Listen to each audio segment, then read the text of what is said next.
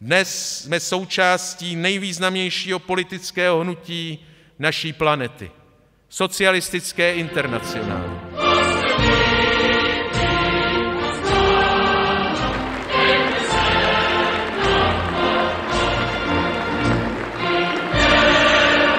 Znovu zní bouře nadšení.